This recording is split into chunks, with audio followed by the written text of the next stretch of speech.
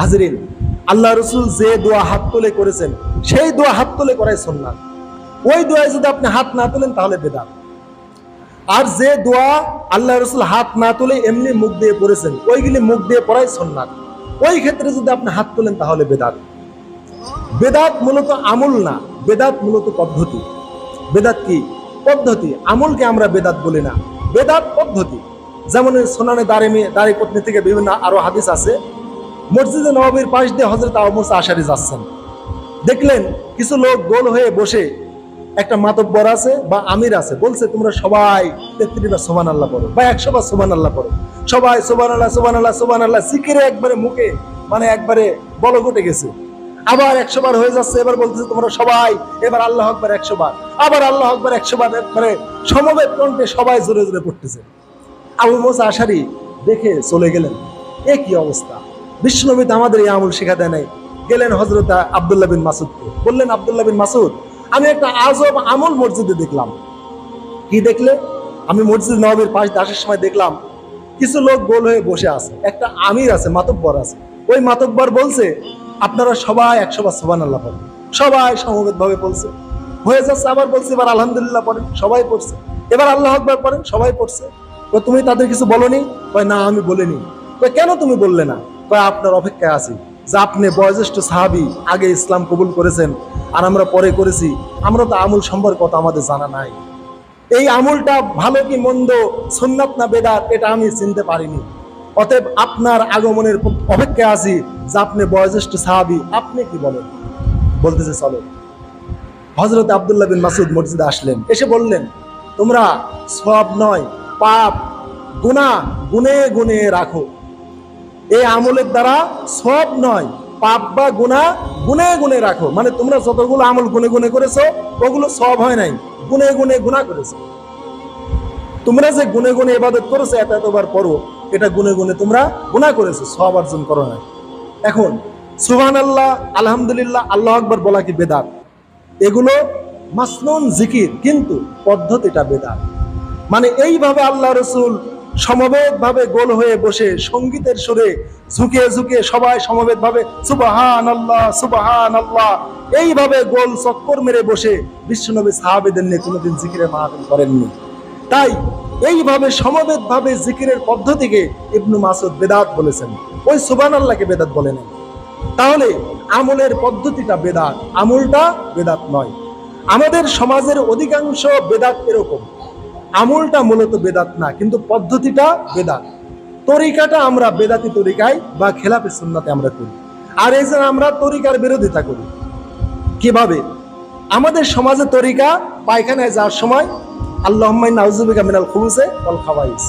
আচ্ছা, ওই টাইমে হাত তুলে বদনাটা পায়খানার গেটে রেখে আল্লাহুম্মা ইন্না আউযুবিকা মিনাল খুবুসি আমিন, এবার বদনি নিয়ে পায়খানা ফেলতেছেন, এই তো এভাবে যান কি?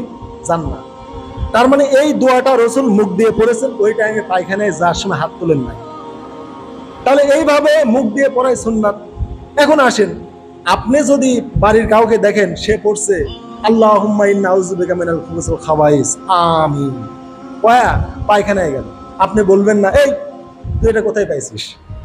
এভাবে তো আল্লাহ রাসূল এই হাত তুলি পায়খানায় যাওয়ার কথা বলে নাই, যে হাত তুলি দোয়া করে পায়খানায় যেতে হবে। আপনি বিরোধিতা করবেন না? আপনি বিরোধিতা কার করলেন? ওই আল্লাহুম্মা ইন্না আউযুবিকা মিনাল খুবুসি ওয়াল খাবাইসের করলেন না, আমলটার করলেন না। কার করলেন? পদ্ধতিটা। যে এইভাবে পায়খানা যাওয়ার সময় আল্লাহুম্মা ইন্না আউযুবিকা মিনাল খুবুসি ওয়াল খাবাইস হাত তুলে করিও না, এমনি মুখ দিয়ে পড়তে পড়তে যাও। তাহলে আপনি কিন্তু আমলটাকে ঘৃণা করলেন না, আমলটিকে বেদাত বললেন না, কেননা আমলটা সহিহ, কিন্তু ওই লোকের পদ্ধতিটা বেদাত। 5 ওয়াক্ত ফরজ সালাতের পর যে দোয়া দরুদ আছে এগুলো আপনারা ব্যক্তিগতভাবে হাত না তুলে পাঠ করেন, এটাই সুন্নাত। কিন্তু যখনই হাত তুলে করবেন ওই পদ্ধতিটা বেদাত। এবার কি বুঝেছেন? 5 ওয়াক্ত ফরজ সালাতের পর আল্লাহর রাসূল হাত তুলে দোয়া করেন নাই, অথচ তিনি বলেছেন ইন্না রাব্বাকুম হাইয়ুন কারীম, তিরমিজির হাদিস, তোমাদের রব খুবই লজ্জাশীল, খুবই দানশীল। ইস্তাহি, তিনি খুবই লজ্জা পান যখন ইজা রফা রাজুলু ইয়াদাইহি ইলাইহি, যখন আল্লাহর কোনো বান্দা তার দিকে দুহাত উঁচু করে আল্লাহর কাছে চায়, তখন আল্লাহ আয়ারুদ্দমে সিফরা খয়বাতাইন, ওই হাত দুটোকে শূন্য হাতে খালি হাতে ফেরত দিতে আল্লাহ লজ্জা পান। অতএব তোমরা হাত তুলে দোয়া করো। তাহলে আল্লাহ রসুল হাত তুলে দোয়া করার শিক্ষা দিলেন, এবং হাত তুললে দোয়া করলে ওই শূন্য হাত আল্লাহ ফেরত দিতে লজ্জা পায় বলেও আল্লাহ রসুল আমাদের শিক্ষা দিলেন। কিন্তু 5 ওয়াক্ত ফরজ সালাতের পর তিনি নিজে হাত তুললেন না। তার মানে তিনি নিজে ফজিলত শিক্ষা দিয়েছেন, কিন্তু এই ক্ষেত্রে হাত তোলেননি। তার মানে আপনি কি বুঝলেন? সব দোয়াতে তাই বলে হাত তুলতে হবে? তার মানে যে দোয়াতে আল্লাহ রসুল হাত তুলে করেছেন সেই দোয়া হাত তুলে করাই সুন্নাত, যে দোয়াতে হাত তোলেননি সেই দোয়াতে হাত না তুলে মুখ দিয়ে পাঠ করাই সুন্নাত। বেদাত এমন প্রসার লাভ করবে যে মানুষ বেদাতকেই সুন্নাত মনে করবে। আর ওই যখন বেদাতকে তুলে দেওয়া হবে তখন মানুষেরা মনবে, আহারে আজকে একটা সুন্নাত উঠে গেল, অমুক হুজুর একটা সুন্নাত তুলে দিয়েছে। এরকম বেদাত প্রসার লাভ করবে, মানে বেদাতকে মানুষ সুন্নাত মনে করবে, মানে বেদাতটাই ইবাদত। ওই বেদাতকেই সুন্নাত মনে করবে, বেদাতটাকেই ইবাদত মনে করবে। তারপরে যখন ওই বেদাতটিকে যখন তুলে দেওয়া হবে মানুষেরা মনে করবে, যাহারে অমুক হুজুর, অমুক ইমাম, অমুক আলেম একটা সুন্নাত তুলে দিল, একটা ইবাদত তুলে দিল, হুজুর আমাদের এই ইবাদতটা করতে মানা করে। এরকম কথা মানুষেরা এক সময় বলবে, বেদাত এত প্রসার লাভ করবে। এজন্য হাজরিন, সমাজে অনেক বেদাত আছে যে বেদাতের আমরা বিরোধিতা করি না। এজন্য বেদাতের বিরোধিতা করতে হবে। আল্লাহ রসুল বেদাত মানেননি, তার জীবদ্দশায় তিনি কখনো তার আদর্শের বাহিরে আমল করলে তিনি এটা গ্রহণ করেননি। তার আদর্শ, তার আনুগত্যের ন্যূনতম যদি কারো পদস্খলন ঘটেছে আল্লাহ রসুল তাকে গ্রান্টেড করেননি। আল্লাহ রসুল হুনায়নের যুদ্ধের পর গনিমতের মাল বন্টন করছেন। এক লোক বলছে, ইত্তাকিল্লাহ ইয়া মুহাম্মদ, হে মুহাম্মদ আল্লাহকে ভয় করো। তার মানে গনিমতের মাল যে ভাগ করছো তুমি ইনসাফের সাথে ভাগ করিও, তুমি মুখ চেনে মানুষকে দিও না। তার মানে চিন্তা করেন, আল্লাহ রসুল যেটা দিচ্ছেন ওইটা তার পছন্দ না, আবার রসুলকেই বলতেছে তুমি আল্লাহকে ভয় করো। ইত্তাকিল্লাহ মুহাম্মদ, তুমি আল্লাহকে ভয় করো মুহাম্মদ, তুমি ইনসাফের সাথে তুমি গনিমতের মালটা ভাগ করো। আল্লাহ রসুল বললেন, খুবই তাড়াতাড়ি এই লোকের আন্ডারে কিছু লোক তৈরি হবে, অর্থাৎ খারিজি। এ হচ্ছে খারিজিদের নেতা হবে, এর আন্ডারে, এর নেতৃত্বে অনেক লোক তৈরি হয়ে যাবে, সংগঠন তৈরি করে ফেলবে, যাদের নাম হবে খারিজি। এরা হবে ইসলামের হচ্ছে একটা কীট পতঙ্গ, এরা ইসলামকে কুরে করে খাবে। এরা ইসলামের ভিতরে পরিপূর্ণ প্রবেশ করে আবার বের হয়ে যাবে, যেমন শিকারের ভিতরে তীর মানে বিদ্ধ হয়ে আবার ওই তীর শিকারের দেহ ভেদ করে বেরিয়ে যায়, ওই তীর কিন্তু আর ওই ইয়াতে মানে ধনুকে আর ফিরে আসে না। এই খারিজিরা পরিপূর্ণ ইসলামে ঢুকবে, ঢুকে ইসলাম থেকে বের হয়ে যাবে, আর এরা ফিরবে না। এদেরকে যতই বোঝানো হোক এরা আর ফিরবে না। এই জন্যে কেউ যদি বেদাতে যায় ওই বেদাতিদেরকে ফিরানো খুব কঠিন। খারিজিরা বেদাতি আমল করেছে, ইসলামে পরিপূর্ণ ঢুকেছে, ঢুকে বের হয়ে গেছে, অতিরিক্ত আমল করেছে, সাহাবীদের চাইতে তাদের আমল ছাড়িয়ে গেছে।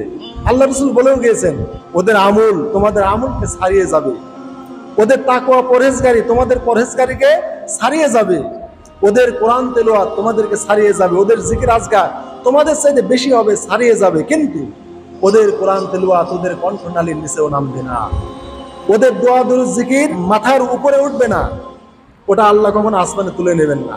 মানে ওরা অতিরঞ্জিত আমল করবে। তাহলে এই খারিজিরা নব্য উদ্ভাবন বা বেদাতি আমল করেছে, যে ইসলামে পরিপূর্ণ ঢুকে অতিরিক্ত আমল করেছে, রাসূল এটা গ্রান্টেড করেন নাই। গত জমায় বলেছি, ওরা কোরআন পড়লে জিকির করতে লাগলে চোখ দিয়ে পানি বের হতো, তারা সম্মিলিতভাবে কোরআন পড়তো, জিকির করতো, পেরেশান হয়ে মাটিতে গড়াগড়ি দিত, এমন হাল হয়ে যেত, বাপরে বাপ।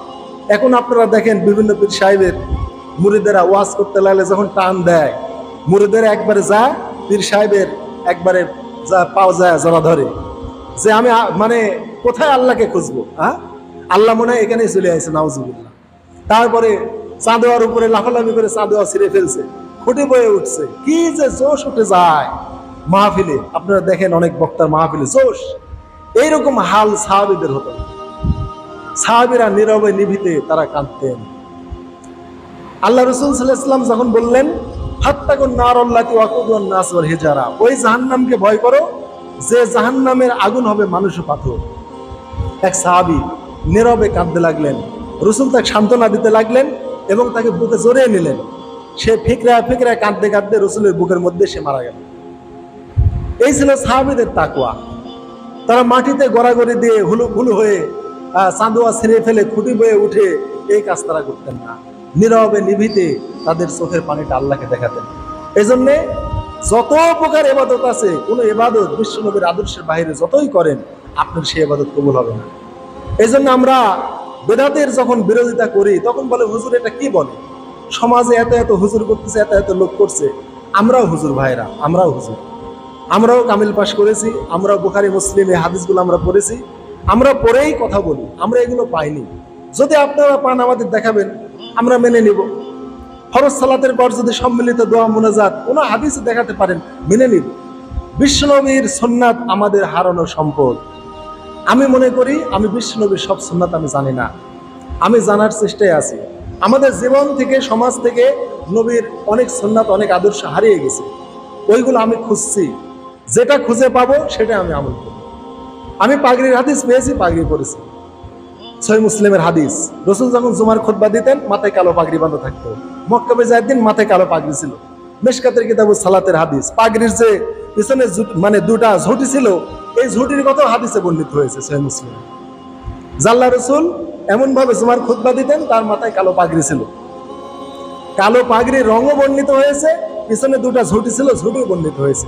এত কথা।